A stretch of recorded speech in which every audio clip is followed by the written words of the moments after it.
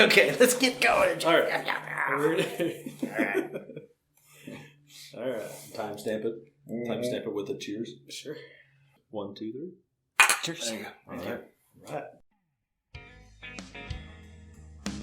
Welcome to IdaHistory, the show that digs up the most thought-provoking stories from Idaho's history. Here are your hosts, Jeff Wade and Mark Iverson. All right. Yeah, you're listening to IdaHistory, and I'm Jeff, one of your hosts, sitting actually next to Mark this time instead of across from him. Hey, sweetie. What's going on, Mark? Nothing. I'm just invigorated. Well, that's good. Elbow to elbow with you, my friend. Yes, sir. We're kind of in a different configuration, and we might sound a little different because we are recording, not in the studio, but where are we at, Mark? We are excited to be among the inner workings of Alliteration Ales Brewery in Boise. We're joined tonight by Adam, and I hope I'm getting this right, Fleck. Mm-hmm. Okay, it is. You know, sometimes people have fancy names that read, or they don't look fancy, and then you say something. And it's not like Flecky, like Mugar in the last one. Right. Mugar. Anyway, So Adam, yes, tell us about yourself, sir. How do you come to be a brewer of fine ales and beer? Well, it's been a long and interesting road. I never thought that I would actually own a brewery until I got much older, and I've been home brewing for close to a dozen years, and out of Portland, and started out because, like most people, I was broke and liked better beer than I could afford. Now, granted, didn't make good enough beer when I was first starting out, but it was fun, and I kind of fell in love with the science and the chemistry of it. There was obviously a large and robust brewing scene, home brewing scene in Portland, and a lot of great breweries, obviously Portland being Beervana. So it was easy to fall in with people that really knew their stuff and loved the craft of it, not just for the quantity, but for the quality. And I would, the house I lived at, I had a shed, and I would brew all my beers, and I had a kegerator. And the fatal flaw that I had, well, it's not really a flaw, but I'd brew 5 gallons at a time, and then after about a gallon of drinking it, I'd be bored with that beer. And it's like, all right, well, I want to brew again, but all my kegs are full. So I'd have my friends come over, and, we'd have a campfire, and I would drink my beer parties. Does that still happen? Not at the house. You get bored with your beer, and you just because I do get bored with my beer. I want to brew more. I want to brew different things. It's like, okay, I like how that turned out, but I want to do it a different way, or experiment with things. The beer that we're drinking now is kind of one of those things. It's not true to style, but the way style guidelines were established is for the sake of national competitions and judging. It's not necessarily or it's historical styles, and we're on the history podcast, so they are geared out of both geographically centered and time-centered brewing practices that were done throughout history. So we can today we have the technology and we have the science to actually play with some of that stuff and do some kind of cool, interesting things.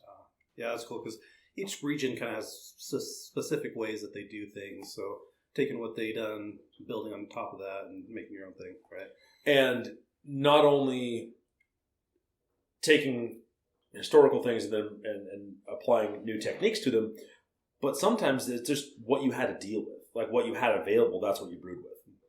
And those weren't always the optimal ingredients, quote unquote, since there's no visual component here.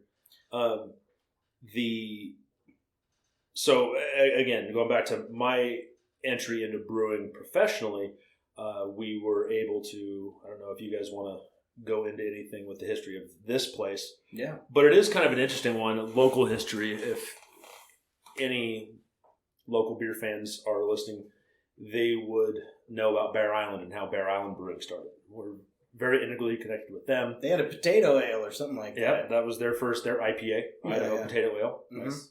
And they actually started out of this very garage that we're in right now. Wow. And from those humble beginnings, now they have their big brew facility on Fairview, and they no longer needed this little system, and they didn't really want to decommission it to move it out and everything when they'd spent all this time on it. So they wanted to try to find someone to buy the house that would actually start a brewery. And lo and behold, we were looking for a bigger house and had the cash to buy a brewery. So it worked out. It worked out really well for us. We're so grateful for Beth and Steve with Bear Island, and really could not have done it without them. If it would have been someone else who just wanted money, the house was featured on Zillow Gone Wild. It's this really good Instagram page that just it takes all these weird, crazy houses all over the country, and then they they aggregate them. They'll have like Mansion Mondays and Castle Fridays and like stuff like that. And they just kind of share. And this ended up getting like 70,000 comments. Wow. And they had offers from out of state that were way above asking, but they wanted to go to somebody that was A, local, and B, that was going to start a brewery. So very cool. It's kind of like our van, Jeff. Our van's not quite that famous, but the people that owned it, they could have sold it for like 10,000 more, but they wanted some true weirdos to buy the van. It's really funny because after your tours, there's always at least one or two comments on our Instagram saying, "Oh, we saw you going down the road." Somewhere. Yeah, so, that's pretty cool. With the tweaker, just kidding. Fixing the tire. Well, that's cool. So I do think that we all three can agree beer is delicious. Adam, can you agree with that? Oh, of course. But it has played many different roles over many thousands of years, starting way back with ancient Sumeria, and kind of credited with being the earliest civilization, and Mesopotamia, circa 4,000 to 2,000 BCE. Well, they had beer in Egypt too, but beer was a bit different back then, and really it was ale. From what I've read, Adam, you please correct me if you want to in a little bit, but it wasn't quite like we know, as ale or beer for sure today. So, Adam, can you tell us about ancient ales and how they were made, as well as kind of the reasons people would drink them? So, the history of beer is really the history of civilization. There have been some really great studies that have been done. I mentioned before we were recording Stan Hieronymus and Michael Tonsmeyer have done a lot of research, and even Sam Cluvione at Dogfish. And these are historians or brewers? These are brewers. But or they were actually even historians of antiquity. So not just historians, but specifically this ancient Sumerian, that kind of thing. They have studied these brewing processes, but we really don't know who the first brewers were because it predates writing. Now, the Sumerians are the first ones that have writing, and they wrote about having brewed, quote-unquote, a beer, what we would consider some kind of grain alcohol or grain fermentation, which is different from a fruit fermentation, that, at 4,000 to 4,000, 2,000 BCE. And that...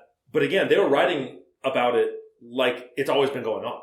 Okay. And so it's like, well, this is the earliest record we have. But they've been doing it for 5,000 years before that. They just didn't write it down. It was just passed down through oral tradition or through tradition. I mean, there's a number of things that there's a number of theories that actually predate human civilization, that what caused civilization was our need to grow cereal grains. Mm-hmm.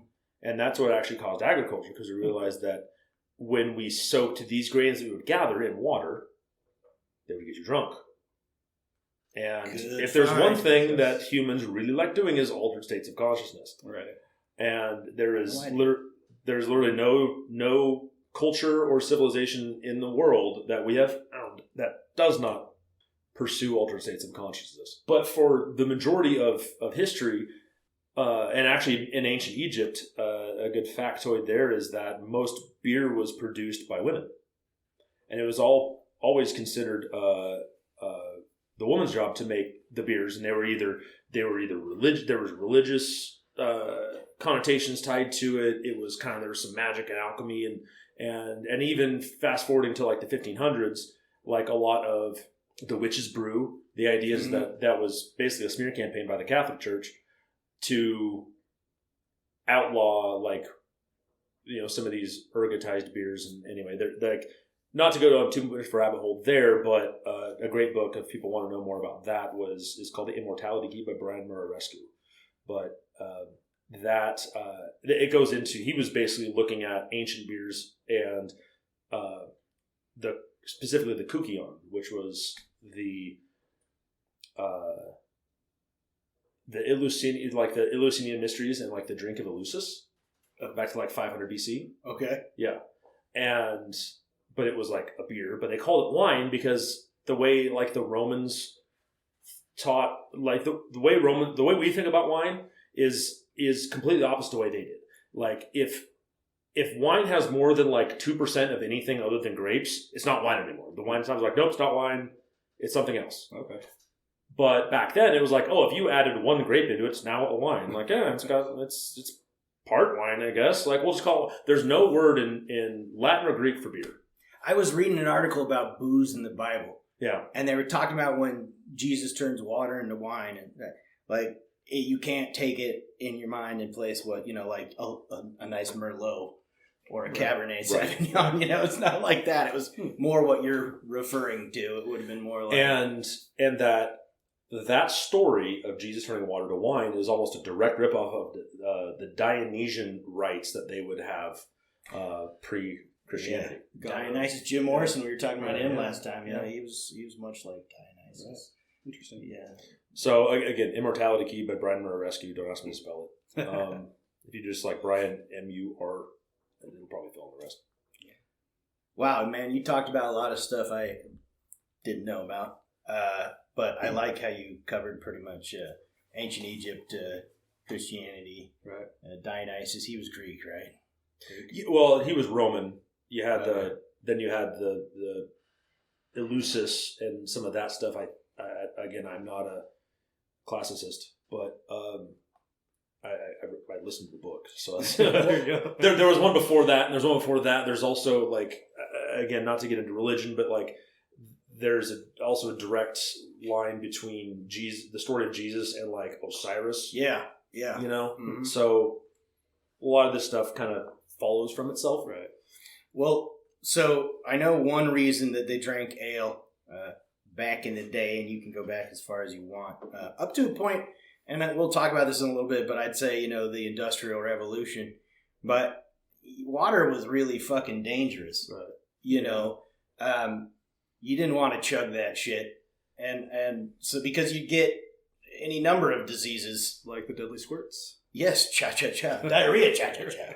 Yeah. So that and the Blue Death or cholera, any kind of water that's not been boiled could put you 6 feet under pretty quickly. Beer was essential as a thirsty serfs tending to the lord of the land's fields during feudalism, to tradesmen like blacksmiths or tanners creating goods for sales at the market. Sailors needed to drink ale for the same reason, because, along with lemons or rum, keep you from getting scurvy. Yeah. Rum to keep you from getting scurvy. Yeah, no, I just added that in there. Oh. That was one of your bad jokes. No, actually, I just fucked up. But So what is funny about that is there's no evidence to support the fact that people drank beer because the water was bad. When up until the last 200 years, people didn't move from the place they were born ever. They lived in the same 5-mile radius. It was very rare for people to actually travel to different areas, let alone different countries. And the thing with humans is that we're very, very adaptable. And stuff didn't change like it did today. You didn't have all of this, cross-contamination and stuff like that. People knew that keep your water clean. Don't shit in your own backyard. Right. I mean, don't drink downstream from the dead horse. So it's kind of one of those things that we learned. So we learned, and we just kind of keep repeating it. But water was fine. People knew where to find good water because you needed water to survive. You needed water long before you were able to brew beer anywhere.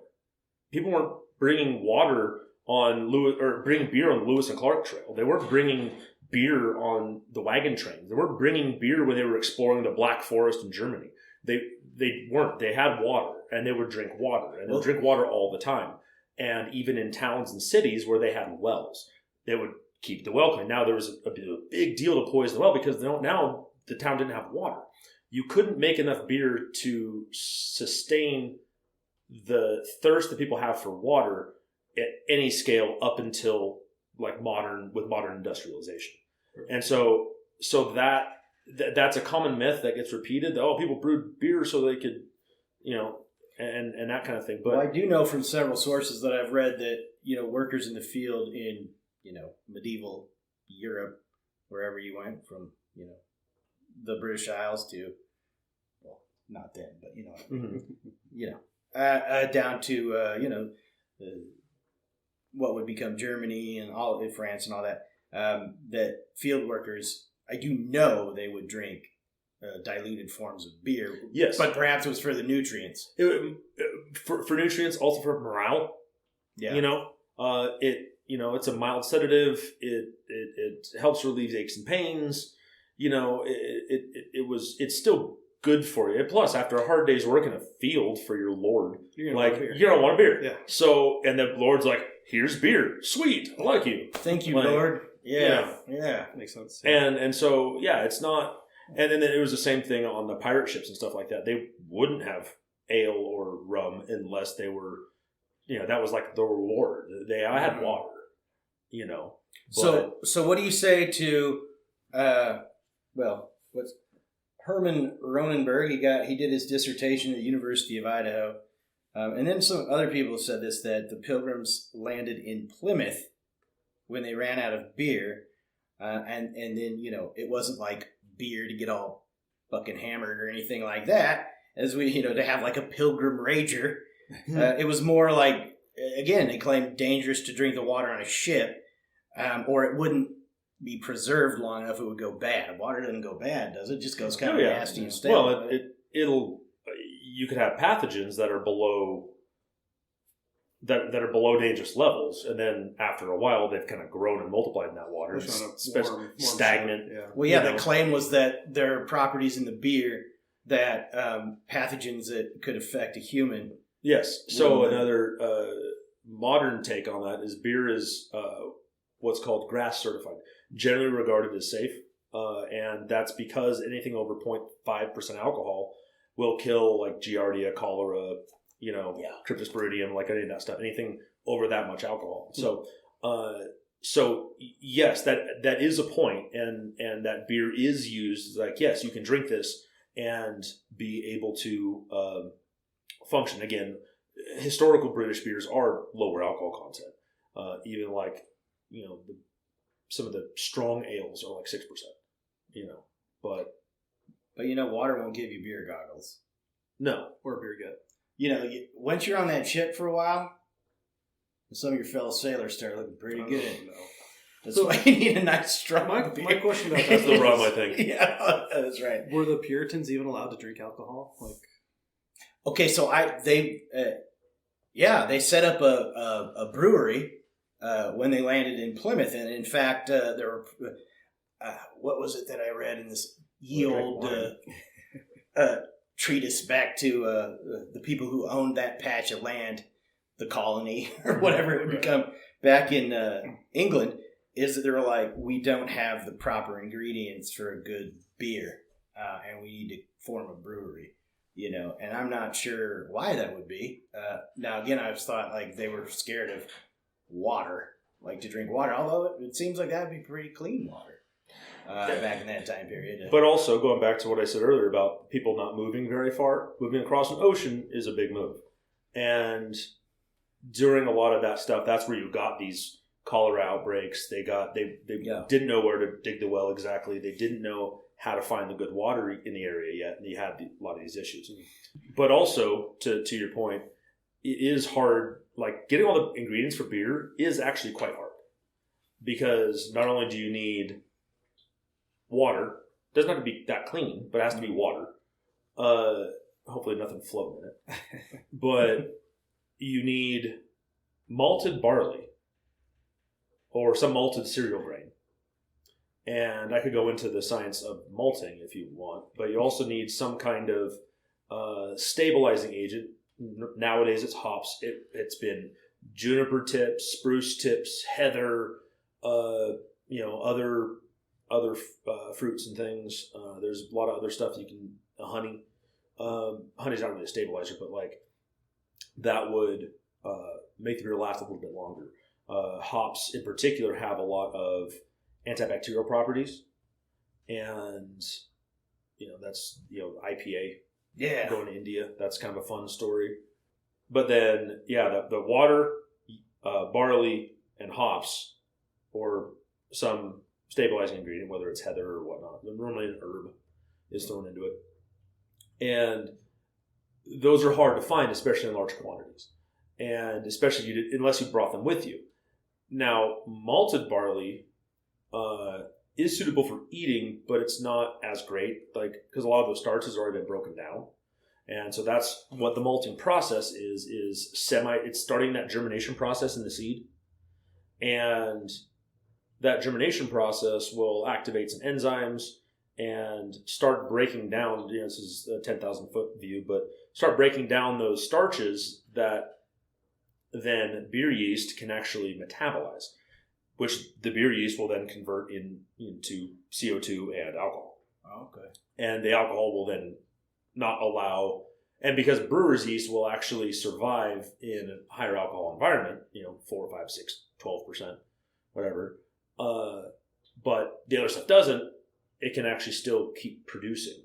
So, in reading about a brewery in Moscow, Idaho, they had a large warehouse-like, building where they would lay out the barley, and then I forget what the process was for there, but they waited for it to germinate long enough to where wet normally. Yeah, where the little plant, I don't know what they got, was as high as the seed itself. Mm-hmm. And once you saw that little shoot grow to that point, they would, they start doing whatever in the process. Then they would kiln it. They would basically dry it out again and roast it.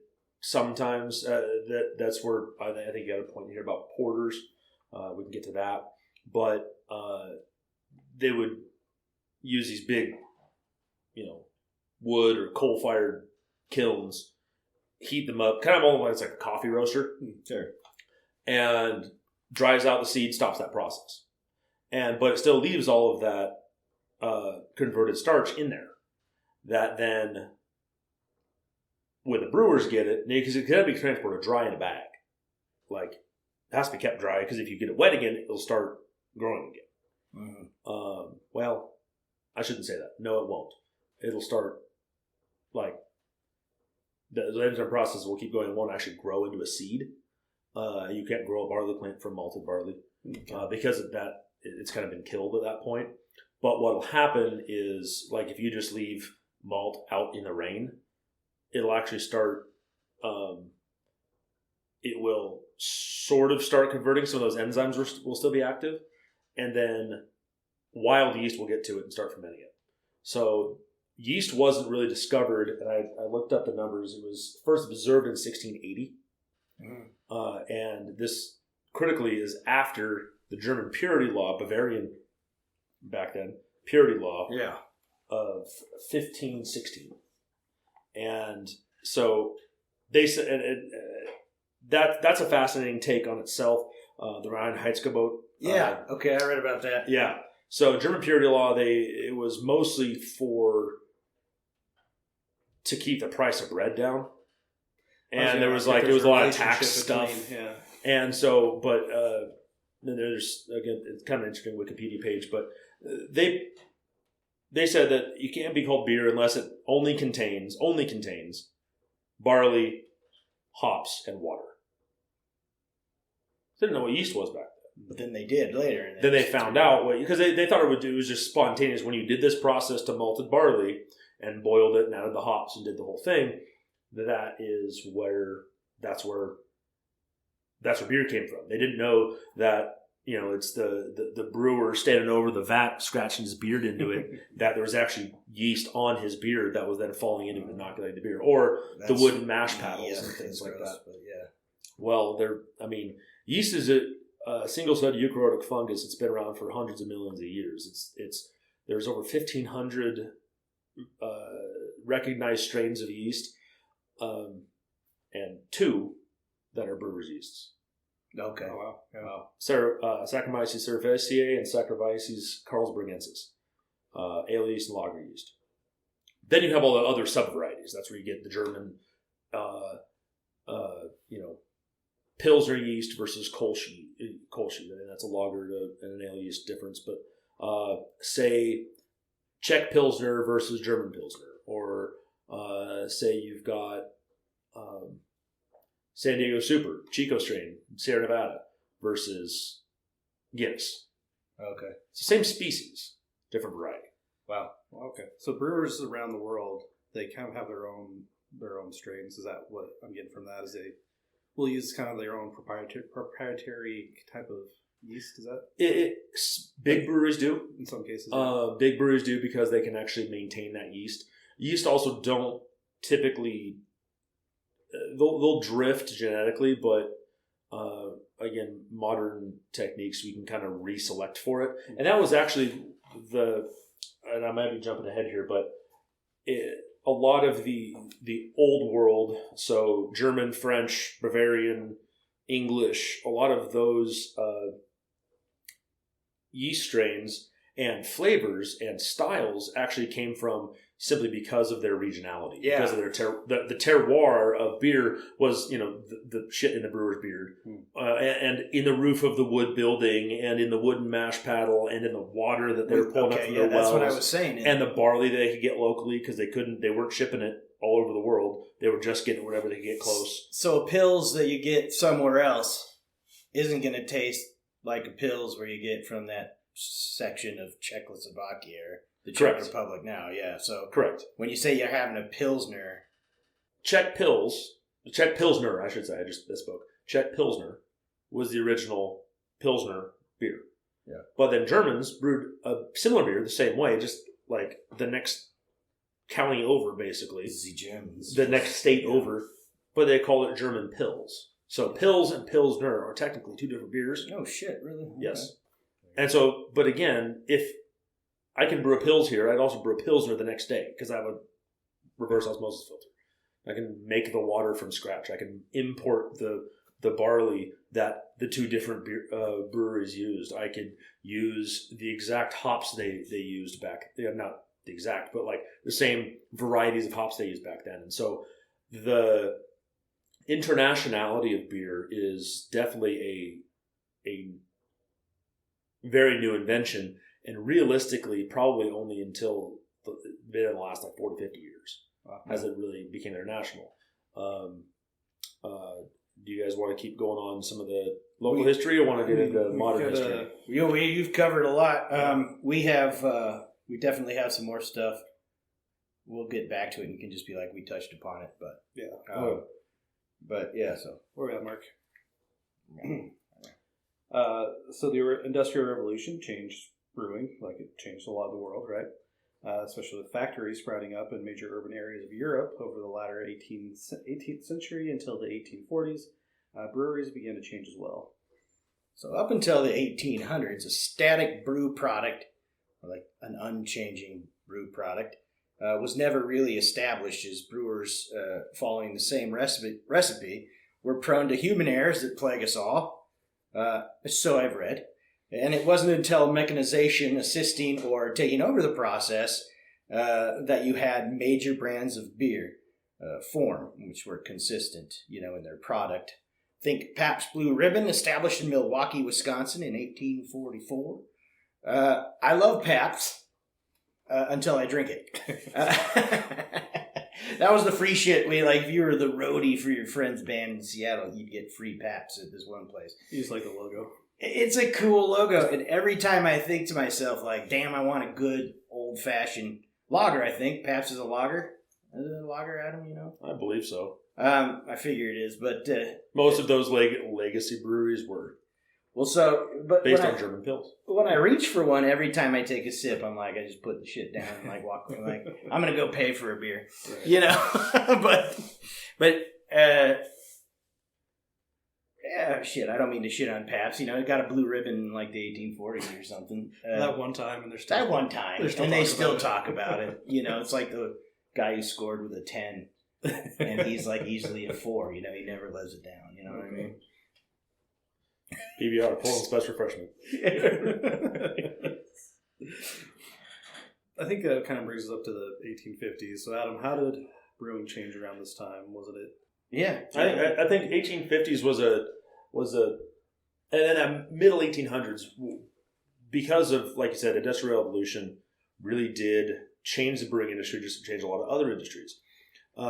Mechanization didn't really come into the brewing industry. They're just trying to brew on scale, and so they had mechanical hoists, and now they had rail cars. They could bring in big train cars full of malt instead of one buggy at a time.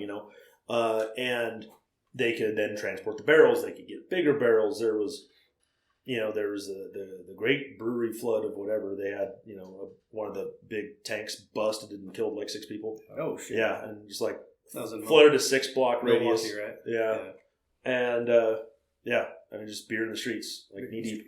Wow. And, because there was like an arms race of like who could brew the most beer at a time.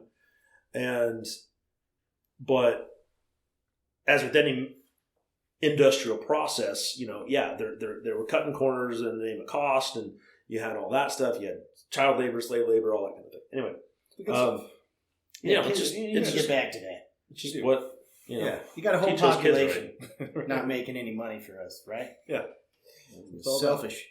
So but again, the 1850s, like I said, yeast was discovered in 1680.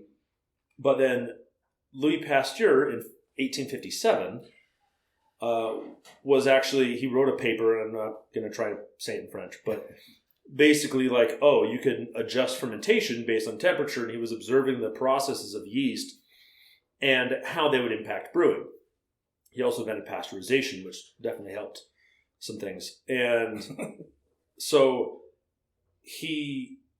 now we knew what yeast was. We could actually, again, now more finely control those processes. And people think, people in the 1850s and 1500s, they were stupid. It's like, no, they were just as smart as we are today. They had the capability of being really smart. Right. Also the capability of being very dumb. But as YouTube teaches us, that again isn't the whole population. So there were a lot of very brilliant people working on these issues, and those issues were how do we brew more beer? And how do we control our processes when we have both hops and barley are yearly crops, but we have to brew the year all year round. And we also didn't have refrigeration. That was a huge one too. Yeah. And what is it? I forget the author that coined the term, but the future is already here. It's just not evenly distributed. And that's very much the same thing in the brewing industry. It's like there were some of these city centers that started getting refrigeration that they could now lager outside of caves, but it wasn't widespread enough that your local pub down the street, they were still using 100-year-old technology. Sure. Yeah. Hold that lager process inside for a second, because I do want to get to that. And to get more beer. Yes. Oh well, hey, is this time for a station identification, Jeff, as I always say? We should take a break. Yeah, that sounds good. Yeah. Here for a couple of our sponsors. Yeah. The good ones. That's the best ones. We have some. All right. Like Julio. Yeah, Julio's great. Yeah. All right, we'll take a break, and we'll be right back with more beer talk. Adam Fleck of Alliteration Ales.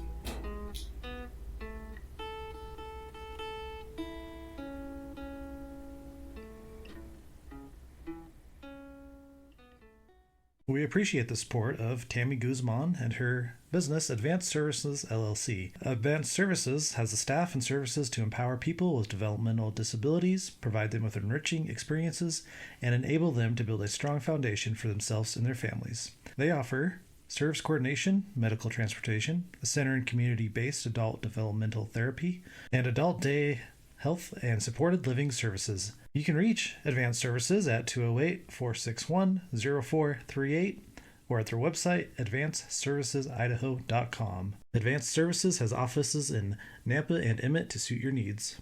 Hey, Jeff, you remember that house in the Collister neighborhood of Boise we were looking into because of that sadistic priest that lived there? Man, that's a crazy story, and that house is even crazier. I was thinking about our friends at Birch Leaf Group, brokered by eXp Realty, and I was thinking, those ladies sure can sling a house. They could even sell the crazy priest house. Whether you have a gimp in the basement or a skin shack in the backyard. Kara Harwick and Melissa Call of Birch Leaf, they can get your house sold and sold quick. Contact them at www.birchleafgroup.com or call them at 208-254-0490. Hey, Mark, we should meet downtown for a cup of coffee. We should, Jeff. Where do you want to meet? I'd like to go where we always go. Flying M Coffee House down in Boise. Sounds like a good idea because Flying M Coffee House has been located on the corner of 5th and Idaho in downtown Boise since 1992, and they're currently celebrating their 30th anniversary. I love it because the coffee house is renowned in the local community for its quirky furnishings, eclectic crowd, high-quality coffee, and unique gift shack. They are proud to be voted the best of Boise in the Boise Weekly for over a decade now. It's awesome. Mark, how do we find them online? Go to flyingmcoffee.com.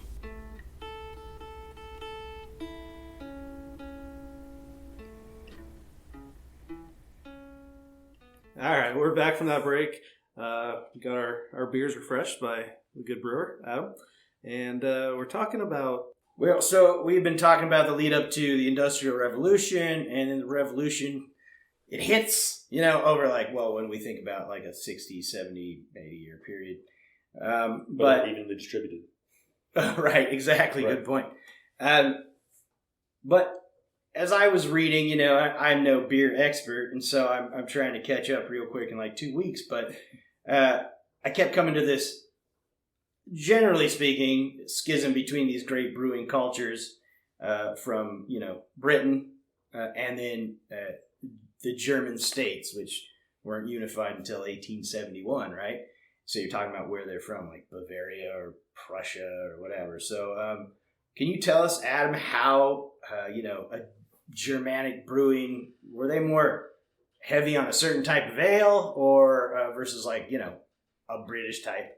Is there a difference? Well, again, back then a lot of brewing processes were tied to tradition rather than science. Sure. And there was still a lot of voodoo around it, and the master brewer, and you had to train for years and years to become a journeyman brewer, and it was this whole profession tied to it, just like you would be a blacksmith or a carpenter or some plumber.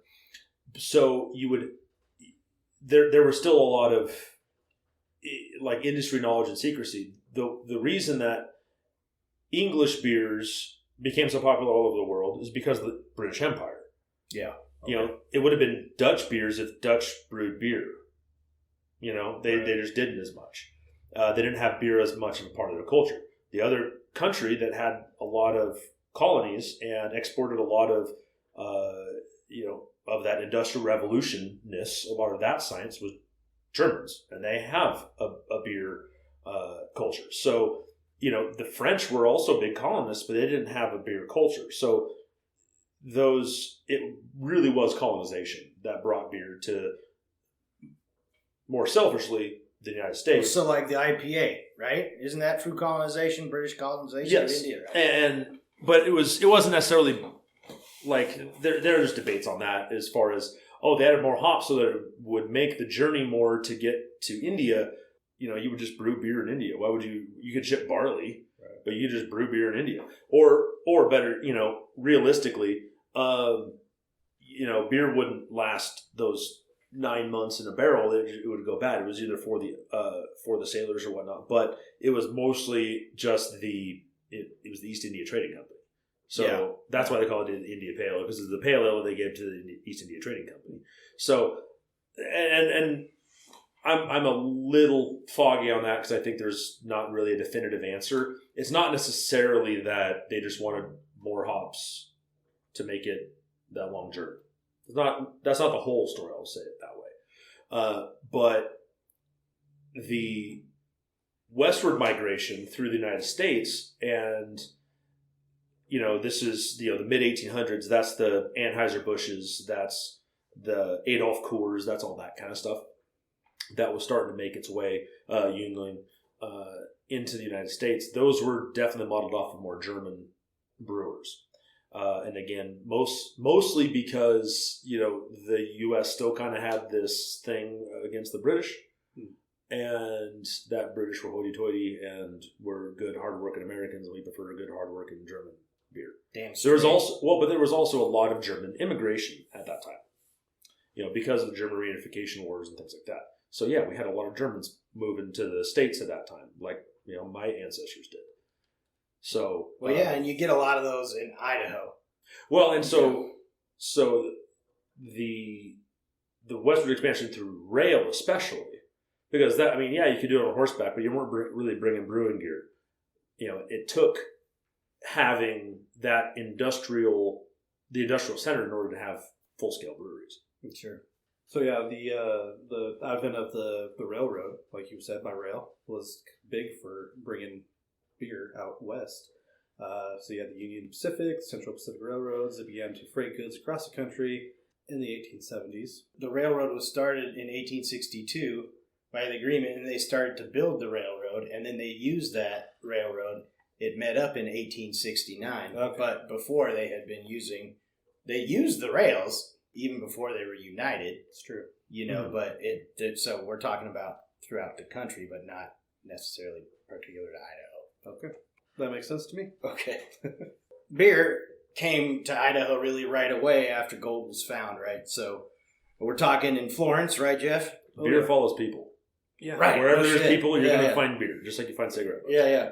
And so in 1860, isn't that when you got 1861 Florence, right? And then Orofino Creek, right? Yep. And so small breweries would pop up in these makeshift camps / boom towns, and they'd be pretty rustic. But you had saloons that were already filled with liquor, and because whiskey was a miner's best friend and worst enemy in those days. But they also had beer, and you don't just liquor before beer. You're in the clear. Liquor before or beer before liquor. You've never been sicker. Yeah. Yeah. I'm just thinking about, because our next episode is about a meal packer, so I'm thinking about all those raw ingredients that were hauled in. Yeah, I'm sure. Meal trains and that's why whiskey was so popular in the Wild West, because it stays stable. Beer doesn't stay stable unless you have refrigeration, and so you had to brew beer on site. You couldn't import beer from the East Coast even by rail. It would go bad in 3 days. So they would just keep it in the cellar, and bartender would have to go downstairs to fill your beer stein and then come back up. You try to keep it as cool as possible. Keep it as cool as possible, but you had to brew it on site and then just drain it down to those barrels down below. It's also easier to haul dry goods than it is liquid goods. Well, again, it's packable. Yeah. So that's where a lot of the breweries in the U.S., and I don't remember the exact number, but the highest number of breweries in the U.S. was, I think it was close to 5,000, if not 5,000, 4,800 to 550, 300, somewhere in there, right before Prohibition, obviously. But, that's not true. I take that back. It wasn't before Prohibition, because and I think you guys have this point, but it is because American capitalism, the buying out of the small guys, they can now start consolidating these breweries into bigger breweries in the late 1800s and early 1900s, when they started getting more refrigeration, more insulation, the ice boxes and things like that. Sure. You had some more of that in those industrial centers, and these breweries were able to get big enough that they could start buying up the small neighborhood breweries But in the rural areas, like these old mining camps, you still had to brew it on site, because you still weren't going to import all the way from the East Coast this finished beer. So I think Mark's about to ask you this question, but what would you need in a mining camp to brew beer? Like, it seems like a lot. Like, you'd have to build some kind of a vat, right? Water, yeast, barley, and hops. You can do it in a bucket. Okay. And that's how I started doing it. And, you really don't need, and again, to use the Reinheitsgebot boat, you need water, yeast, barley, and hops. Yeast is everywhere. They didn't have dry yeast back then. It would be a brewer his skin would be inoculated in brewer's yeast, basically. And it would just start brewing, and then they would have their own, but we've been naturally selecting for yeast for thousands of years. So, and because yeast grows a lot faster than we do, obviously we can do, 10, 20 generations in a year of the same yeast and select for the qualities that we want. So we can, but this type of equipment, again, while we're sitting here with a mash tun or a boil kettle, that was typically either 2-vessel brewing or decoction brewing. If they didn't have a thermometer. But you need hot water. The whole brewing process is very simple. You make grain tea with like 150 degree water, hot water, not boiling water. Okay. Then you drain off that grain tea, which brewers call wort.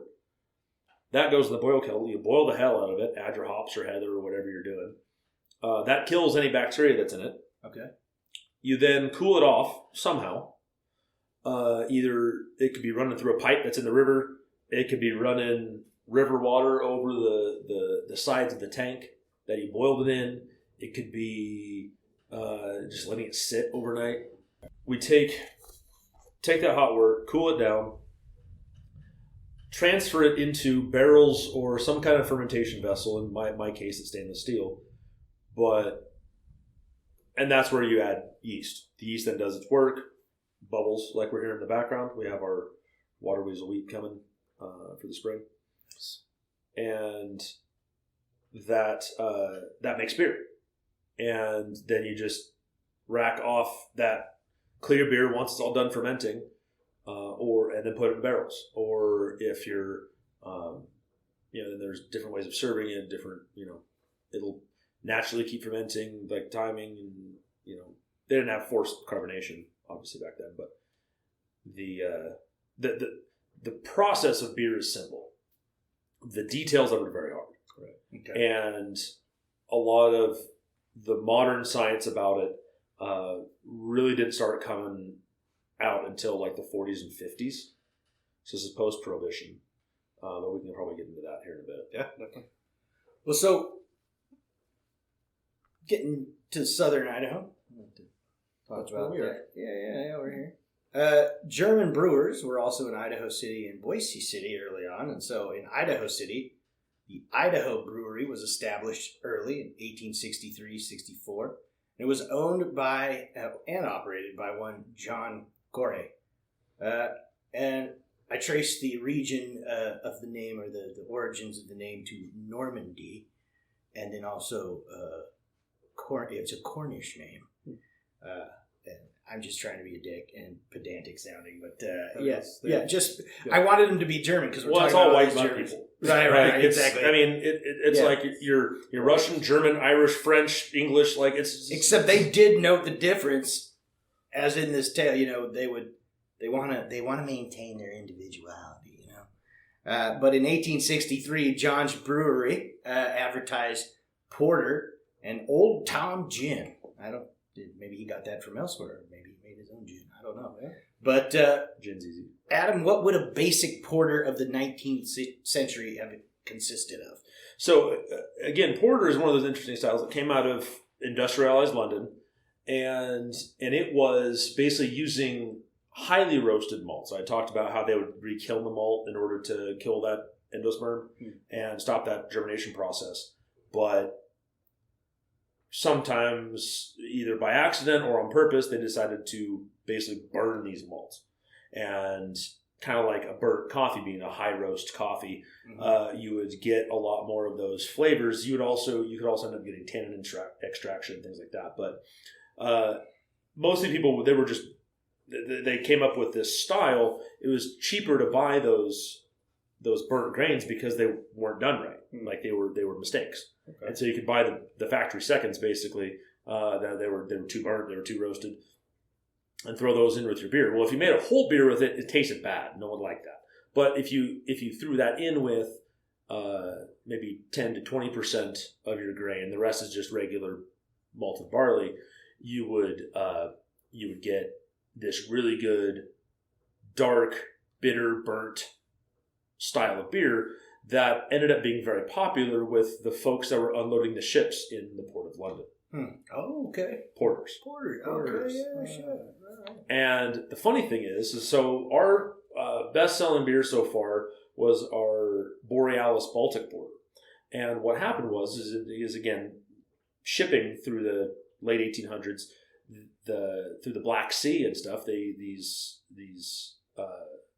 sailors from the Baltic states would get into London, and they were traditionally in the Baltic states. They were traditionally lager brewers. They were drinking Pilsner style, but it was more of a Baltic Pilsner, the beers they were brewing, more German influenced.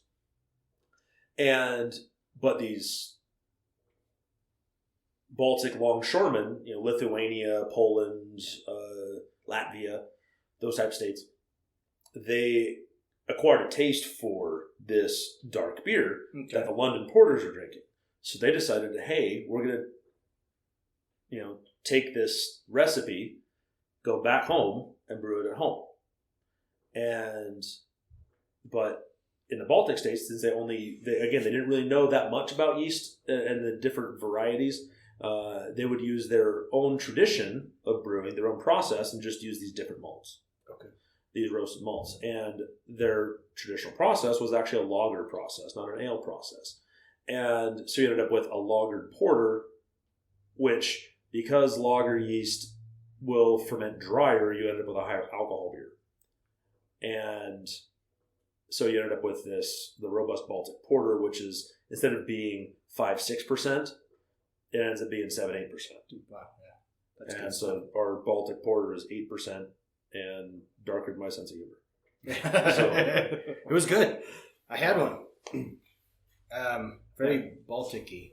I bet. Yeah, I know the Baltic. That's true. Well, it goes to show you how these styles morph and change by geography. Mm-hmm.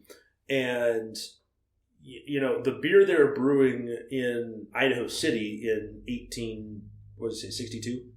63, 64. Okay. Yeah. So they would be brewing a very different beer than is brewed in Munich, Germany, because they had different barley. They were getting barley from eastern Idaho or Iowa. They weren't getting barley from the Czech Republic. They weren't getting the same kind of yeast. It was yeast that came in on the brewer's jacket, and they were getting hops that were grown locally. Because again, it was cheaper for shipping. They're not going to import it from New Zealand. I wonder where they would have got the barley and the hops in 1863 before you had agricultural centers. Washington. Yeah. A lot of this process all happened at the same time, and a lot of that dispersion of technology and just awareness of it happened at the same time. Now the problem with Boise is that it's not a port town. And it spread fastest to port towns. And again, that's why the Baltic porters and things like that, they would hit these shipping centers first. That's where all of this stuff would come in through first. Because Boise was on a rail line, I would assume that's why our stuff's a little bit slower. Yeah. Well, it wasn't until 1878 or 1880s, or short lines built. Yeah, you had the stump line, right, that would go back from Nampa to up on the bench where it was a different depot. Right. Before that, everything came through Umatilla. Umatilla, huh? Yeah, we don't want to talk about Umatilla again. You don't want to talk about the Umatilla? Bring it in by, like I said, pack train to Boise. Yeah, pack train or barge. Yeah. But Washington was a big hop grower early on. Ezra Meeker, who was an early immigrant out west, his family made a lot of money growing hops in Washington. So I'm assuming that's where. Those were typically noble hops. again, brought in by German immigrants. They would bring the hops that they preferred. Saaz, Fuggle. Fuggle? Fuggle, yeah. I like that. It's better than Noble, I think. Fuggle. It is a Noble. Anyway, Tettnang is another one. Oh, wow. Interesting. Well, so I thought we would throw in some stories about some murder. Some crazy... It is us. Yeah. So some of the crazy shit that happened in a few of these breweries. And in some cases, literally, crazy shit. So, Mark, you're talking about a guy named John Corey. Yes, sir. He was a brewery owner. On September 3rd, 1864, the Idaho World reported that John Corey had been shot and killed right outside of his own brewery by a drunk Irishman named Thomas Fitzgibbons. The night before, John Corey and some of his friends had closed the brewery and were sharing a few pints when there was a loud banging on the door. John yelled that the brewery was closed, and the banging persisted, so John threw open the door, and it was Fitzgibbons angrily and drunkenly looking for a guy named Henry. That's a little vague. Yeah. Henry! There's probably 30 Henrys. Well, and so Fitzgibbons went away after, John told him to go away. But he soon returned to abuse the door once more and the group of friends inside of the brewery. When other men from the group opened the door this time, even though John had asked them not to, John scolded Fitzgibbons, yelling, "Go away! We don't want any of your kind, or any drunken bummer here at this late hour." Fitzgibbons, quote, flew into a passion and then called someone a son of a bitch. John Corey advanced on him aggressively, growling, "Who do you call a son of a bitch?" Not even in the past tense. Who do you call a son of a bitch? The drunk Irishman replied, You, and retreated into the darkness of the street. They advanced to about 30 to 40 feet away from the brewery before Fitzgibbons fired a shot from his revolver. The ball struck Corey an inch to the right of the sternum and pierced the edge of his heart. The brewer died in 10 minutes. And so John was buried, and Fitzgibbons was arrested. Directly from the cemetery came the party of mourners to the Idaho City Jail that next day, and they wanted to lynch the murderous Irishman. A deputy implored them to trust in Sheriff Pinkham, of all people, right?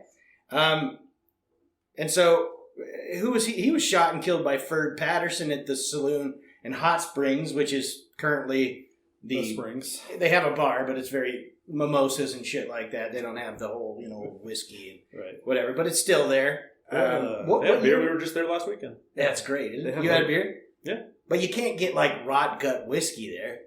No. But they have, a specialty. No. It's like a beer mixed with whiskey or something. I can't remember. Well, they have RTDs. You're ready to drink. Yeah. You can do that. But they had something. Anyway. Was that 1869 that he was killed? 1865, right after the Civil War. Oh, shit. Really? Yeah. Because he would march up and down. And Ferd was it's like, couldn't you just call him Fred?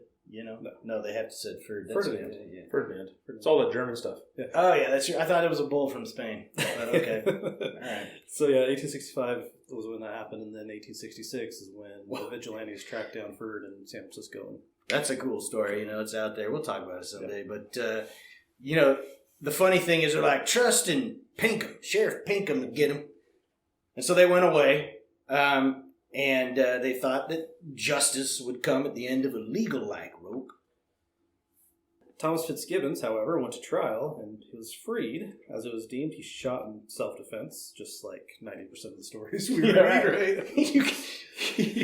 Of course, the mob and the vigilantes, which were popular at the time, missed their chance. It's funny, though. You read guys are like, well, he threatened me yesterday. Yeah. So I came and shot him today, and he'll get off, but... that was the Wild West, right? That was. Well, and as we know today, what the newspaper reports and what actually happened are two very different things. Exactly. So. I'm telling you, man, you're getting yourself into something hot water, maybe. I don't know. Wild West kind of shit happening.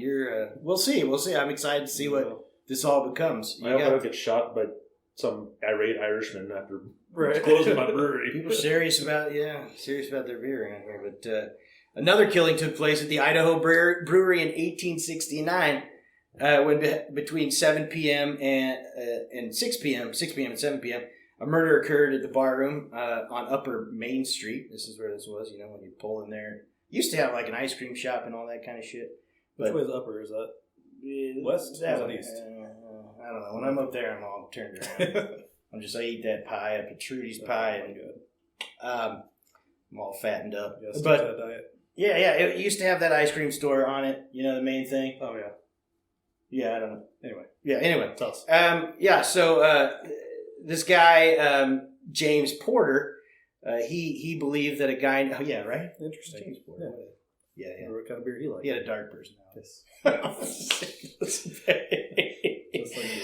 But the prior year, his jaw had been broken by a John Moore. Porter believed, at least, and so basically, a year later, he goes to the Idaho brewery. This Porter, and he goes up to a group of guys. They'd been seeing each other and talking shit for a long time, and so Porter goes up to John Moore and his group, and he goes basically, hey, you know what? I learned from a guy up in Centerville that it wasn't you who broke my jaw. So we're square. And they shook on it. And they started drinking together and having fun. They're having such a good time that they invited Porter back to the back room of this brewery where they're opening a pony keg or something like that. Maybe even a full keg. And they started drinking together. And that is when Porter pulled out his couple of pistols and started shooting these guys. And he shoots a guy named Hans Peterson Hansen. German, presumably. Yeah. He shoots him in the upper chest, right below the neck, pierced his heart. Another ball went and lodged in his gut and was just kind of shaking around in there. As they said in the paper, he died 10 minutes after, actually kind of slumped over a beer keg. So there you go. That's kind of interesting. And then he shot Moore in the shoulder. And long story short, he runs out of there after trying to shoot a bunch of other guys. And he in turn gets caught, by the sheriff. And he was like, "You want some?" He kept telling people around town, "You want some of this?" And he'd, click his firing pin, at the people. And so he was arrested. And I just found the story, so I didn't find out exactly what happened to him. But a year later, in July 28th of 1870, he breaks out of the territorial prison that used to be up in Idaho City with a group of guys. There's a gunfight between 8, criminals, at least, 4 of them that had gotten away with guns. The other ones had knives. He gets shot a bunch of times, but he lives. And then at that, I lost the trail. I didn't have time to look into it. But yeah. The crazy shit that happens in breweries, man. Yeah. I tell you what, you get a little beer in you and you just start shooting folks. But is there any crazier than the stuff that happens in brothels or saloons in general? Or downtown on Saturday night? Just downtown in general. These old towns, these were, alcohol is still a mind-altering substance. And you start getting around mind-altering substances, you mix in firearms and very little disdain for human life. Yeah. There's going to be some shots fired. Yep. Quite a little. And you got a lot of lonely guys in the West, right? And they want to pay for sex. A lot of young guys too that are testosterone poisoning. Yeah, that's right. That's what I think. Yeah, now it's big trucks and guns, but you got the laws. You can't. Self-defense doesn't work quite as well as it used to. Yeah. Well, we're more thorough at this point, at least. Yeah, everyone's got cameras. Yeah. Wow. So to wrap up the Porter story, it turns out he was a veteran of many battles of the Civil War, fighting for the Union. The paper, the Miss Statesman, said over 20. The Miss Statesman, yeah. But the Idaho World also reported. Well, you can. A lot of times what I'll do is I'll find what unit he was in and then see what battles that unit fought. Yeah. Kind of extrapolate from there. But it was deemed that Porter had gone insane and his trial was put on hold. Yeah. You had a lot of these guys that came out to these mining camps and they, stoked by liquor, especially. I think beer was like a backseat. It's like, yeah, you get thirsty, you drink some beer, and you get to whiskey. Some guys just went straight to whiskey, but this enhances the already, he's got these vets that are coming out here trying to get away from this craziness and with extreme PTSD. And yeah, you get a lot. I think that's definitely part of the violence in many different forms. But anyway, enough with Porter. But down in Boise City, as they used to call it, now it's just Boise. boy, C, make sure you say that C. It wasn't so crazy at the breweries, but it still had, could be a tad nuts, as several stories can proclaim or protest. We'll get to those shortly, but in Boise, your first major brewer and most successful, there's John Kral and some other guys, but your most successful one was John Lemp, and he was a German through and through, but was he from Bavaria? There was a lot of states in Germany. There was some, I don't fucking know, but he's from somewhere where Germany is now today. See Germans, whatever.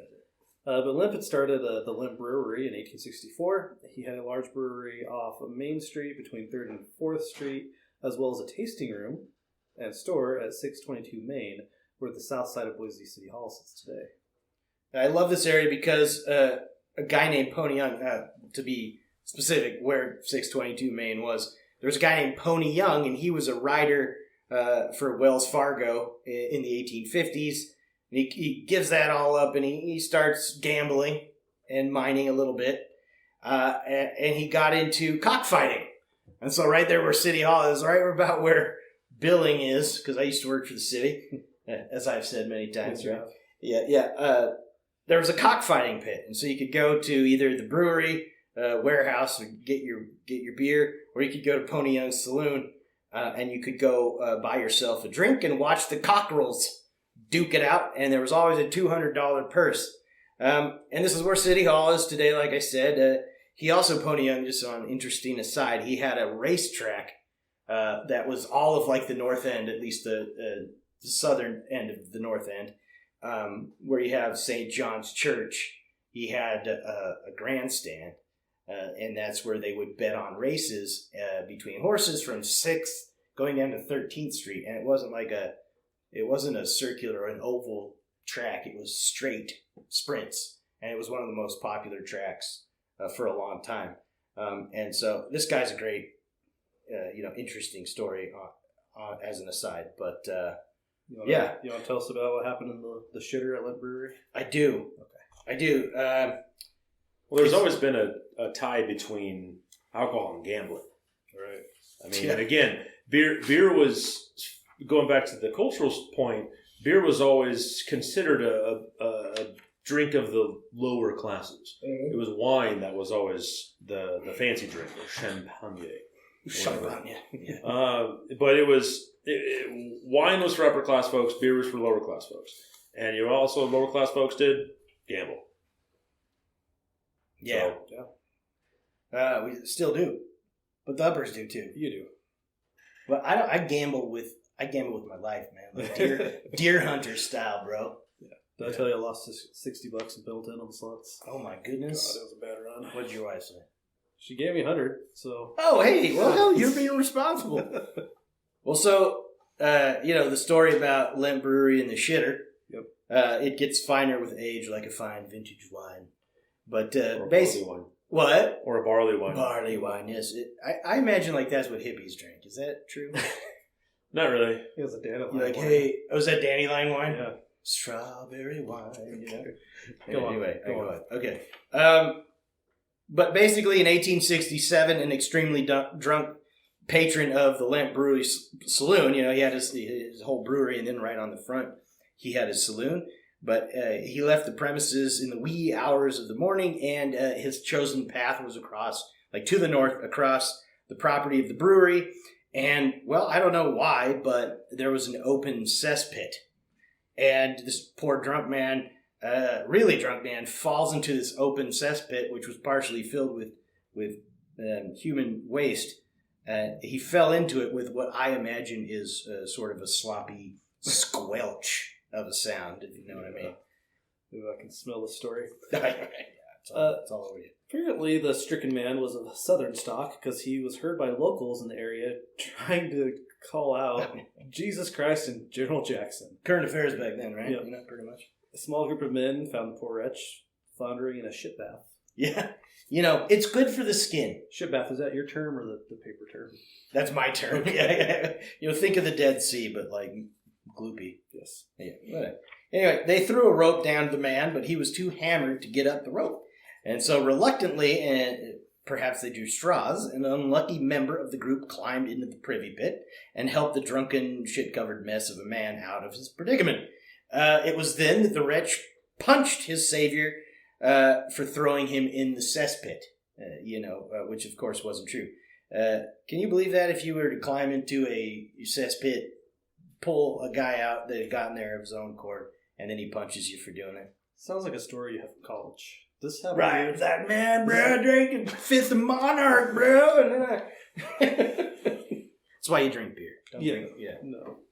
Well, this guy drank beer. Anyway, Jeff. The men they used a horse to drag, or no, sorry, the men dragged him to a horse trough nearby and threw him in. He passed out in the trough, only to be found by a lawman a few hours later. He was issued a fine for befouling a public water source with Dookie. Great Green Day album. Yes. Yeah. Adam, what do you make of all that? That's a hell of a transition. Yeah. I mean, you got... What do you know about cesspits? Yeah. I don't know much about cesspits. Do they ferment? I have not been to Mark's house. Well, what are you supposed to do with a dog? He does live in Eagle, so yeah, that's fair. But one of the thoughts that crossed my mind was because you said he was crossing the brewery premises. Yes. And that it would be very odd to have a true cesspit, like for human waste, that close to a production facility. Because, again, when I talk about, yeast and how it's ubiquitous, so is bacteria. We're talking 1867 here, though. Correct. But they also knew that you don't shit in your own backyard. Right? Again, they're smarter than what we give them credit for. But what there could have been is, and what could very easily be construed as a cesspit, because it certainly smells like it, is spent brewer's grain. And if they dumped that on the premises, and there's the mashing process is not 100% efficient. And so there's always a little bit of sugars and starches left in that grain when it's spent, when it's been used. And they would take that spent grain and sometimes just dump it, nearby in a pit. And then cover it, bury it, whatever. It's just seeds. It's just barley seeds. They're not going to grow. But they do reek when they set out. Mine go to local farmers, who then give me some eggs, which is kind of cool. Nice. But I also don't want it sitting here. But if it sits here for like literally more than 24 hours, it will start fermenting with wild bacteria and yeast. Okay, because when I was here before, I was smelling it, and I was like, man, that smells kind of good. So what's wrong with me? But it was like, when it was happening. I smell a good vintage of wine. Sir. I live in Eagle.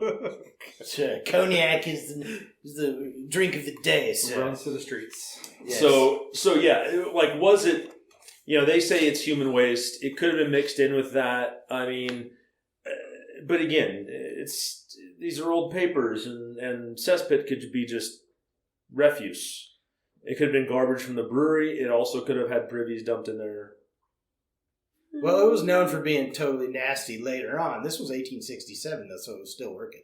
Right. But they had patrons, so they'd have to go somewhere, right? Mm-hmm. I don't know. See, that's the thing. Like, you find an obscure article in an 1867 paper, and usually there's not more than one article about somebody falling in a shitter. Yeah. This will make sense. Although this area was supposed to be known for like being gross, and then later it's where all those cats that they talk about being bludgeoning came from and all that, Right. But anyway, Adam, thank you for trying to take that seriously. I appreciate that. So they said that Lemp was a purveyor of Idaho's best lager. The people that said this mainly lived in Boise. But he always had a fine supply of ice on hand for the coming of lager season. What the hell that was. If it's ice you need, why not do it in the winter? So, but how does one go about brewing lager, and why would they need ice? Well, going back, this is, you said 1870s. again, not much refrigeration going on. Sure. And however, we do have the mountains around here, and here it is April. We still have snow in the foothills, and actually, it snowed right as we were driving in. Yeah, I know what crazy. Yeah, but the lagering process with beer, and this is kind of the big difference between lagered beers and lager ale strains, lager beer strains, and ale strains of yeast, is that lager strains of yeast are fermented at lower temperatures. You'll actually see, so this is an ale that's brewing right now. It's at 66 degrees. That's FV3. Right at 66.0. And that is kind of on the lower end of ale strains. It's kind of like the happy medium. Anywhere between 64 to 72 degrees Fahrenheit. Whereas lager strains are typically fermented at 50 to 56 degrees Fahrenheit. And so again, think in a cave. And so these are much cooler temperatures. So lager season is typically the shoulder seasons. Okay. But not fall too much, because especially in Idaho here, it goes right from summer to fall, or summer to winter. You get about a week of fall. But in the spring, when all of that snow is melting, and all that ice, you can still go up in the hills and get it and bring it down here in big blocks on a train. Yeah. That's what Lemp would do. He was an ice connoisseur. And yeah, that's how they would. That's how they would store these. How they would keep these cellars cool, and in these basements and things. It's kind of cool. Lower down all these big ice blocks, and so they would have ice houses, and who would store great the ice. Beer. Yeah, not really. And it was a great bar in Oregon. Not a great bar. It was a bar that you went to get hammered and get your cousin. But hey man, don't knock it till you try it, buddy. So using ice before the advent of refrigeration allowed you to brew true German lagers, down in town, down at lower latitudes or lower elevations, and in theory close to the rail lines where you can get the ingredients fresh. And the big thing with beer is best consumed fresh. Yeah. Old beer is not as good as new beer.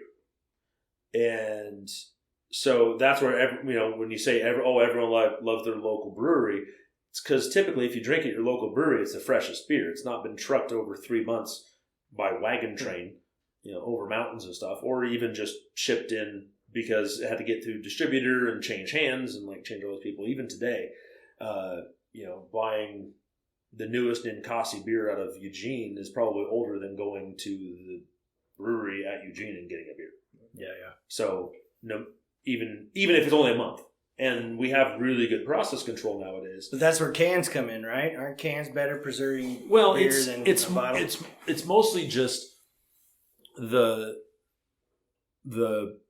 process of brewing the beer itself. I mean, beer is pretty stable, but again, if you talk about flavor stability and flavor freshness, yes, the modern processes are much better than back then, obviously.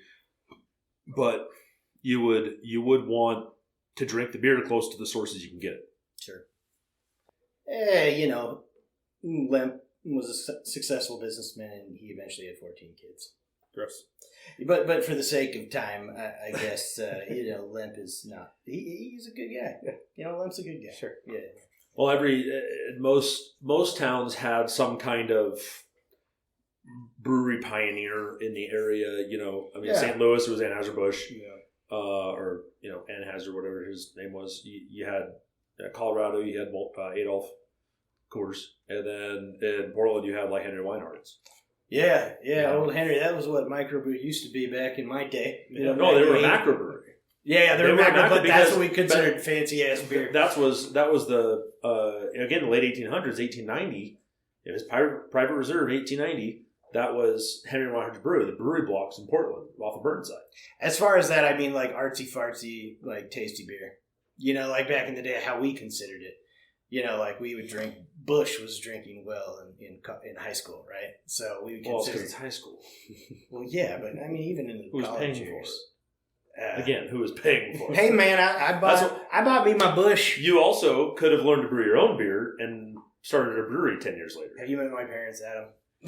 I'm just saying, if you're a broke college student, you could have made some. I had some bathtub hooch or something. That, I had that looked like a lot. Ferment some Kool-Aid in the bucket. But so we've been talking about small breweries. John Lemp had one of the larger ones in early Idaho, right? But you get into the 1890s and 1900s, and the breweries start to grow, and you see more,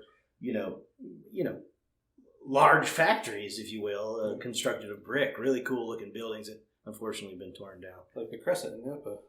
Yeah, exactly. Yeah, and that's the survivors. Yep. Yeah, well, the original building's gone. The warehouse. Oh, yeah, true. Yes. But the name lives on through Jerry, and I forget his last name, but yeah. Well, he also has some of the old recipes. He does, and we every time we go in, we ask him to make us some, but hasn't done it yet. So we'll see. Yeah. Damn it, Jerry. Some of that Overland. That's right.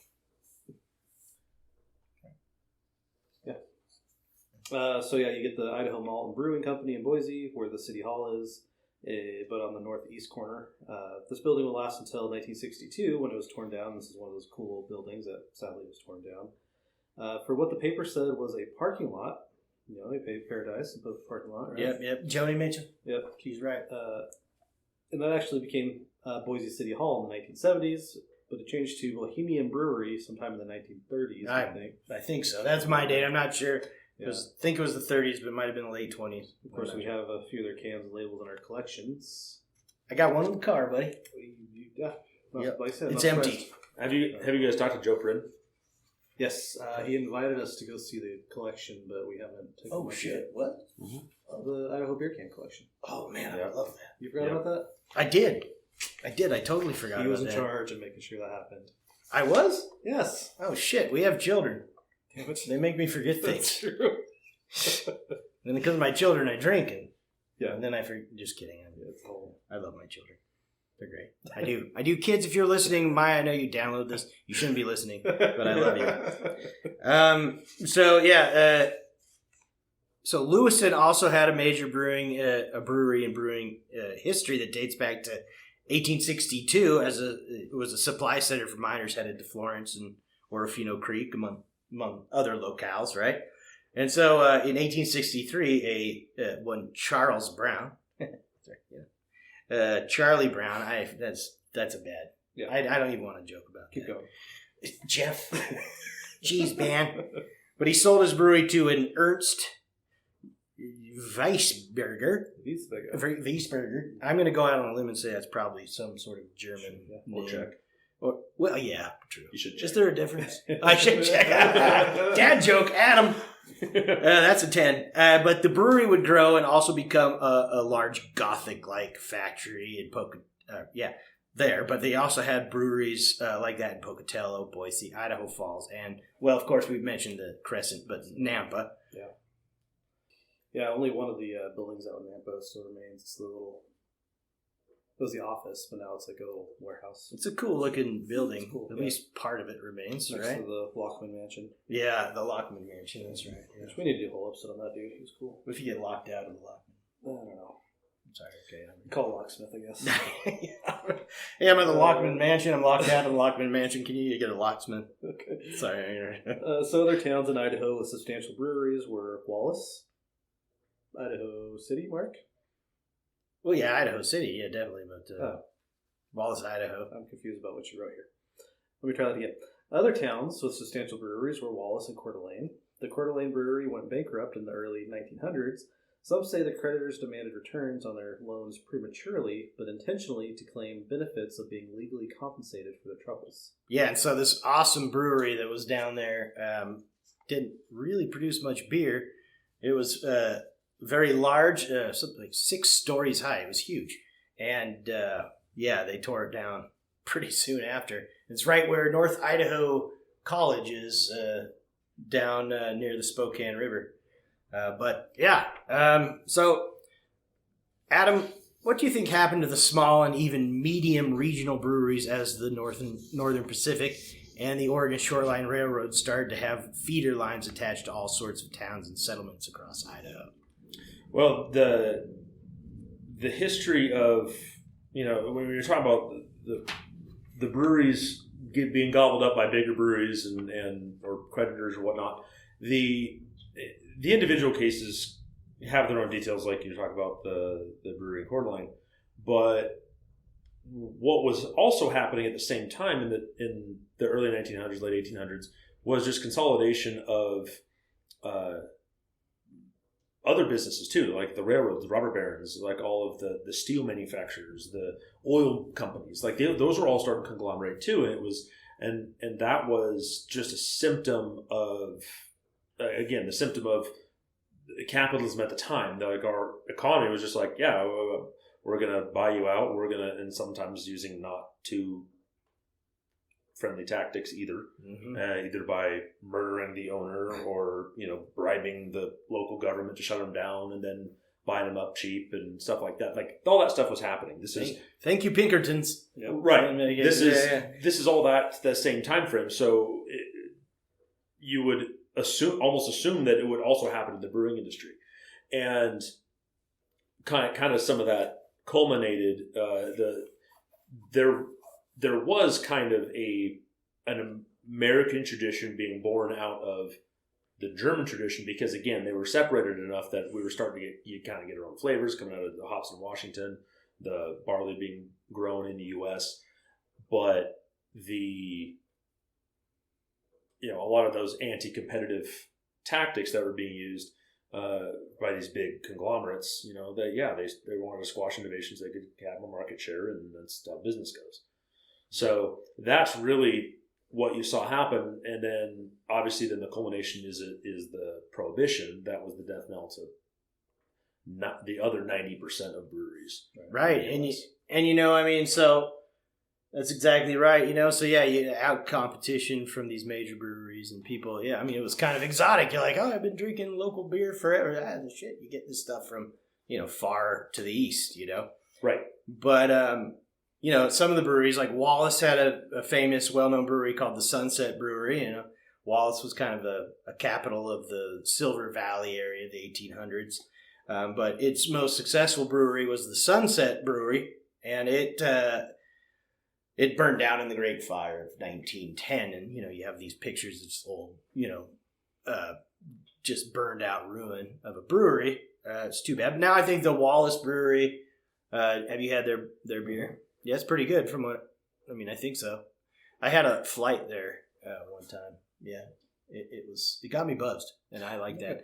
But so maybe this was divine intervention because, that's my 2 cents at least, because the Women's Christian Temperance Union and the Anti-Stallone.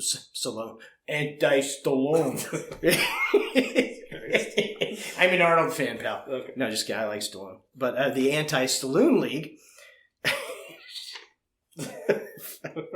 as well as many other local Idahoan collectives, got together to ban booze altogether. But, nothing like a good cleansing mob. I guess I won't make the joke about the... Yeah, okay. Just cut that out. I don't think we're drunk enough for that yet. No. So you had these people get together and, anyway, the mobs. Well, religion played a huge role in that temperance movement. And for sure. There was, which again is odd when you think of, the joke is that the U.S. was founded by people so uptight that British kicked them out. And you do say it, sir. Yes. So, but they still had beer. The Pilgrims, they landed on Plymouth Rock to brew beer, right? Or so the story goes. But it was. Again, this is conjecture. I'm not a true historian.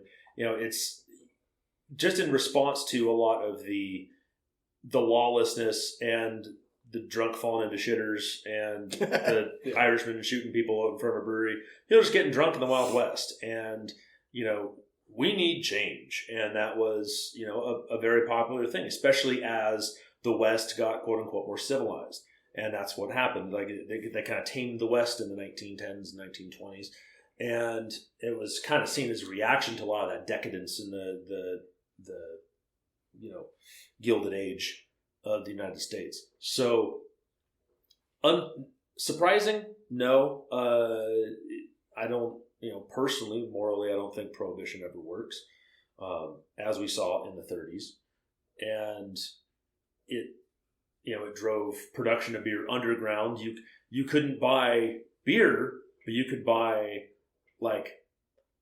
basically malt bricks or like wine bricks, and there'd literally be this brick about size of a football, and had clear labels: "Do not put in warm water." Because if you put it in warm water, it would ferment. Oh, I didn't know that. Booze. Oh, yeah. That's awesome. Yes, and I thought you were going to go to near beer, and I'm like, nope. That failed. No, near beer. Well, you didn't have near beer until you had evaporation units that could take the alcohol out without boiling the beer. So, or like really, really low alcohol content beer. Right? When was that? Because they mentioned something about like close to near beer in the 1916 when state prohibition. And yeah, you could do beers that were 1% alcohol, 1.5%. You can still do that. You just brew them really thin, and it would be bubbly sort of, and it would sort of taste like beer, but it just didn't have the body to it. Right. Now we're also there's over the last 100 years or so, there has been a steady increase in alcohol content in beers. And oh shit, you get like 12%. Well, you get high ones. I mean, you can get high ones now, but yeah. that was just never a thing. Just like the fact of an ale, a standard ale would be 3.5 to 4.5%. Now it's 4.5 to 5. It's not a huge jump, but it is a jump, and part of that is probably. I mean, also we serve them in imperial pints instead of little 6 ounce, 8 ounce glasses. Sure, big gulps. Troughs. Well, so I'll just jump to, they had a thing in Idaho, and maybe elsewhere, I only read about it in Idaho, was called the local option. Yeah. Yeah, I mean... So basically each county got to choose whether or not they wanted to pass prohibition, so that was the option. Yeah, and you had that pretty early on. I don't know when that was made available. Jeff, do you know? Well, what did Canyon County do in 1916 was Idaho, right? 1916 was statewide prohibition. So it was like 3 or 4 years before. Yeah, I mean, I read about this particular case in Moscow where these breweries had just set up. There are a couple of them, and then basically a large group of upwards of 800 people from the county, Latah County, they got together and they basically signed a petition, and then the councilmen got together, saw this petition, and then they enacted. It wasn't that you couldn't brew beer; it was that you couldn't sell it in that area, and you could be drunk but only in your own home, and you could drink beer but only in your own home. But you couldn't you couldn't purchase any beer, and these things, they went out of business before statewide prohibition, and they went after the saloon guys more. Right. But then the beers were kind of like, oh, you're attached to, and fuck you too. And so basically, that's what happened with the county option, and then you get statewide prohibition, which we'll cover all that in an episode someday. Yeah, we will. But I also want to be fair.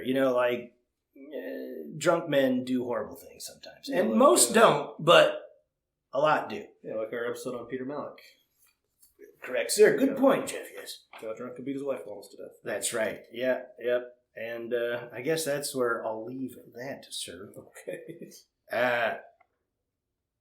Yeah. Mark, what is this about pickles? Okay, so I actually read an article that said it was actually from the time and place that it was a vinegar. I don't know how you make vinegar. Anyway, it's fermented. Yeah. You have a starter, right? Well, it's like a bacterial. It's like making sourdough bread, basically. Right. You have a starter, and then you have to ferment. Yeah. Well, so you had the Bohemian Brewery before it was the Bohemian Brewery, so the Idaho Malt and Brewing Company Brewery made pickles. Boise's Big Pickles. Was that during Prohibition or? Yeah, that was during Prohibition in the 20s. Many breweries during Prohibition switched production to something else. Yeah, the Crescent did fruit juice. Mm-hmm. Yeah. Soda water, sody pop. Isn't that what it was called back in the day? Sure. Yeah, near beer. I don't know if that was a thing then. Again, I put beer.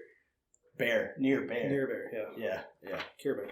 Well, yeah, because Jacob Lockman of the Crescent, he did a test case where he made near beer and then purposely was arrested for that so he could go before the court to see if it was legal or not under the Idaho's statute. But yeah, after the Great Depression rolled around, everything started to suck and people wanted booze, so it became legal again and beer started to be brewed once more. I like granted with all the reasons out there, I tell a joke on the Macabre History of Boise tour where we're talking about how everybody, all the men were afraid that come national prohibition that the women would take their booze. They're like, oh, okay, and then national prohibition rolls around and they take their booze. They get the vote and take their booze. Yeah.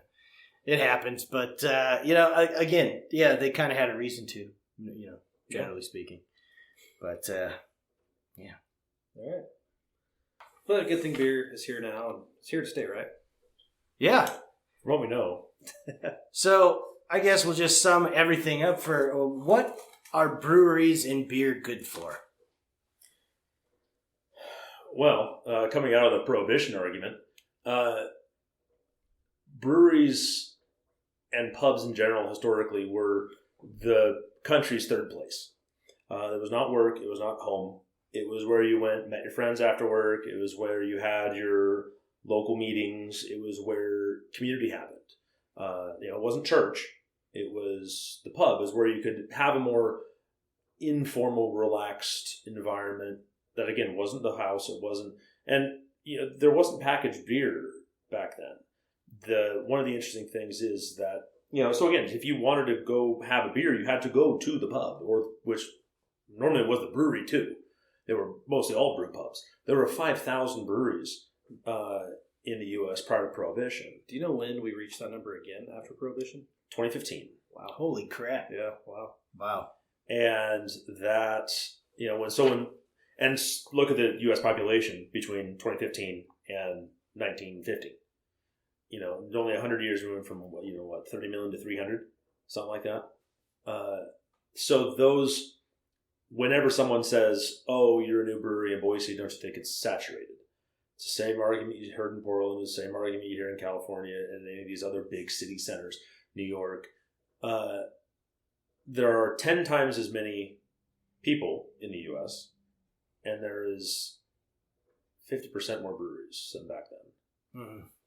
So it's not saturated. However, back then, there wasn't the option of having an AB, InBev, Budweiser, Coors type of these multinational conglomerates. So the best thing to do is, again, like I said earlier, the best beer is consumed close to the source. Right. So the best thing you can do is drink local. Definitely. Oh yeah, I never buy. Other than Coors every once in a while when I feel like during an NFL game I want to harken back to the flimsy cup that you used to get in the mid-90s. The shitty beer you get in the stadium. Mm-hmm. Yeah, like my dad would drink and give me a sip of, Other than that, I never really buy anything that's not state or very close to, like Washington or Oregon. Sometimes California, Montana. But, I never... Speaking of, where can we find your beers? Best way to find our beers is through our website. It's drinkalliterationales.com. On there, you'll find the beers tab.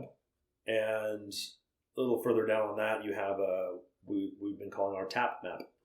And the tap map has a list of and a map of, hence the term, where we have all of our beer on draft. And so we don't have a customer-facing option currently.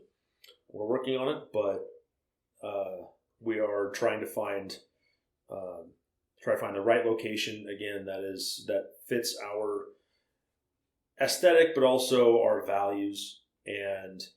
But until then, bars and restaurants all over the Treasure Valley, some of them outside. But the best way to do it is just find us through the website. All right. Social media, right? Yes, Facebook and Instagram, just at Alliteration Ales. Perfect. Before we wrap this up, the name, Alliteration. Yes. I love it. Where did you come up with that? Dictionary. It's just the first one. Wasn't intentional. It also wasn't intentional that my name is Adam, so it's Adam at Alliteration Ales. I love it,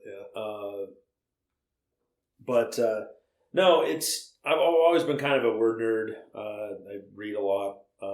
I can tell. And Just kidding. so having that type of, we also have on our website a name suggestion page. If you guys have, anyone out there listening has beer name suggestions, if we use it, we can give you guys a free swag bag. I think we can come up with a few. I sent one. Did you? I was like, Pale Horse. Yeah, it's not an alliteration. It's terrible. Dirty Monkey. Do you know what alliteration means? Do you know that? No, I'm just coming up with names out of my Yeah, head. so an alliteration is the occurrence of a word that starts, two words or more that start with the same letter. So something like Alliteration Ales. Oh, well, that explains something. Right. Yeah, we'll name the illiterate IPA after you. Yes. Fair enough. I'll take it. All right. Well, I was going to say that I've had, until that, no, just kidding. I was going to say that I've had like 6 or 7, maybe 6 different types of your beer, and I've enjoyed every one of them. I think with tonight, I've had a pale ale, a porter. Tonight I had the Kolsch and the, what was it? Red ale. Red ale, yeah. It was delicious. Obviously people can tell that, a tad bit about brewing beer. So, he puts that into his beer. Yeah, so, there's so many breweries we could have talked about, but really to do a general summary, there's just too much to do. But, from Pocatello with, I think it was called Idaho beer. They actually had a type of beer brewed in Pocatello that used the Bud Light kind of artwork for a while, and it was like Carnation Brewery, and it's really rare if you find one of these. It's worth a lot of money, but but they were forced to not do that. Right. The another great local resource is Bob Hubler with Boise Beer Blog. Yeah, he knows a lot. And so Bob is my cousin's wife's uncle. I'm kind of related to him. Okay. Yeah. Well, hook us up, man. But right. So one of the things that he keeps track of is all the breweries that have started in Idaho. Yeah. And all the ones that are currently operating. I think he's said there's 130-ish that breweries that have been started in Idaho. 96 of them are still operating. It's pretty good. Wow. Yeah, that's not bad. Are operating today, not still, but Yep. So all of the Lemps and the Old Boise and a lot of that, It's all included in that number?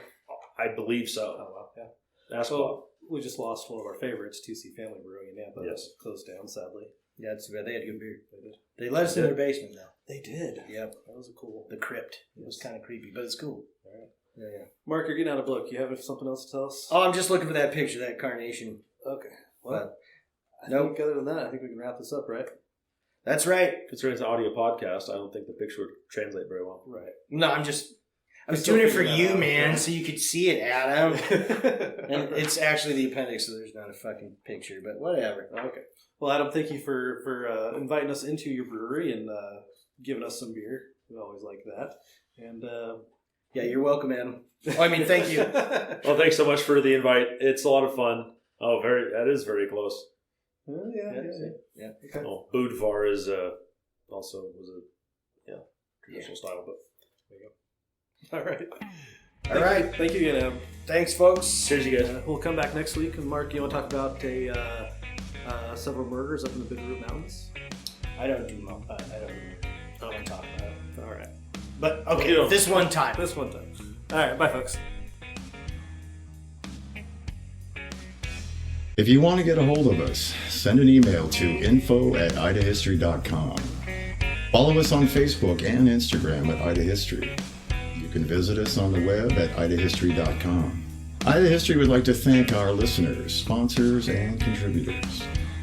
If you want to know how you can become a contributor, go to idahistory.com/podcast. Please consider giving us a rating and review on your podcast app.